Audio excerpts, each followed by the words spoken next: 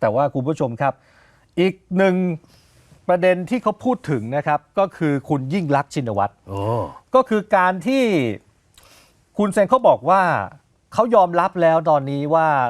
ตอนที่คุณยิ่งลักษณ์ชินวัตรต้องหนีต้องลี้ภัยออกจากประเทศไทยเนี่ย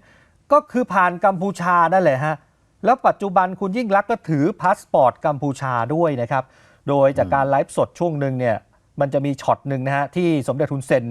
พูดถึงประเด็นคุณยิ่งลักษณ์ชินวัตรยอมรับว่าเขาเป็นคนช่วยเหลือให้คุณยิ่งลักษณ์หนีออกมาจริงฮะโดยมีการใช้หนังสือเดินทางหรือพาสปอร์ตกัมพูชาเพื่อให้คุณยิ่งลักษณ์สามารถหนีต่อไปยังต่างประเทศได้แล้วช่วงหนึ่งก็ยังขอโทษอดีตผู้นำมาเลเซียนาจิบราซักด้วยที่ครั้งหนึ่งเคยนั่งคุยกันแล้วเหมือนไปโกหกเขา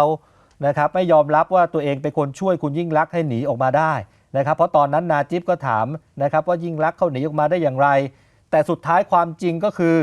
คุณทักษิณเขาขอความร่วมมือมาบอกว่าช่วยจัดเตรียมรถเครื่องบินส่งคุณยิ่งลักษณ์ผ่านทางกัมพูชาออกไปสิงคโปร์ให้หน่อยเพราะคุณทักษิณรอรับคุณยิ่งลักษณ์อยู่ที่สิงคโปร์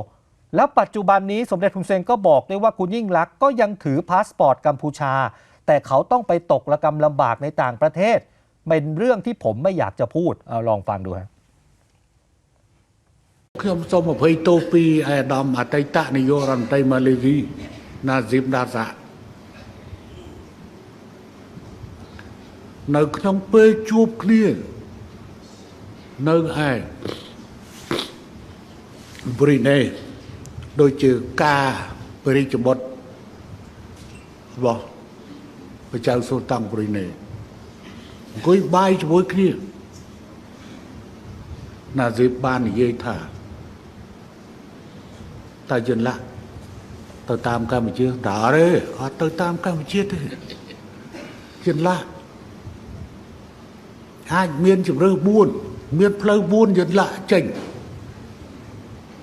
ទី1មកតាមកម្ពុជាតែកម្ពុជាអត់បានទទួលទេទី2ទៅតាមឡាវទី3ទៅតាមម៉ាយ៉ាម៉ាទី4ហោះចេញពីឈៀងម៉ៃឬឈៀងរៃតែម្ដងអញ្ចឹងណាយល់ថាប្រហែលជាពីឈៀងម៉ៃ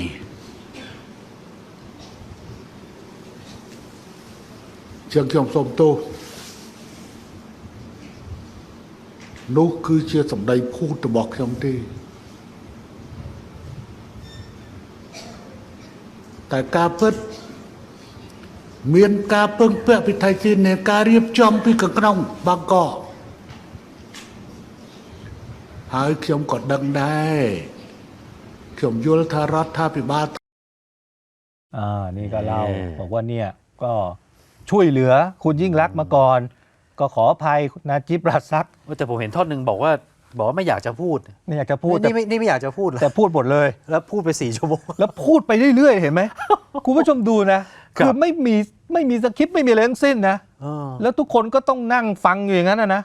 คือผมบอกเลยนะเอาแค่เรา2 คนจัดรายการกันสมมติ4 ชั่วโมงติดโอ้โหก็อ้วกแตกนะอย่างน้อยต้องเข้าห้องน้ำบ้างนะต้องเข้าห้องน้ำต้องอะไรบ้างแล้วมันเหนื่อยแต่นี่คนเดียวเลยนี่มันแบบระดับนี้แล้วล่ะโอ้โหไม่หยุดเลยนะสุดท้ายก็ทิ้งท้ายนะบอกว่าจริงๆแล้วที่ช่วยคุณยิ่งลักษณ์นายกไทยเนี่ยช่วยเหลือด้านมนุษยธรรมเท่านั้นครับแล้วเขาก็เล่าต่อว่าหลังจากทหารกัมพูชาปรับกำลังออกจากช่องบกตามที่ฝ่ายไทยร้องขอเนี่ยอดีตนายกทักษิณอดีตนายกยิ่งลักษณ์และนายกแพทองธารตอนนั้นยังโทรมาขอบคุณอยู่เลยก็พูดอย่างนี้เลยเห็นบอกว่าโทรมานะฮะอย่างสมมติตอนคุณยิ่งลักษณ์หนีเห็นว่าพอไปเจอคุณทักษิณแล้วนี่โทรมาแบบร่ำไห้เลยนะท่านฮุนเซนบอกว่าสมเด็จฮุนเซนบอกโอ้ยยิ่งลักษณ์โทรมาร่ำไห้ขอบคุณเลย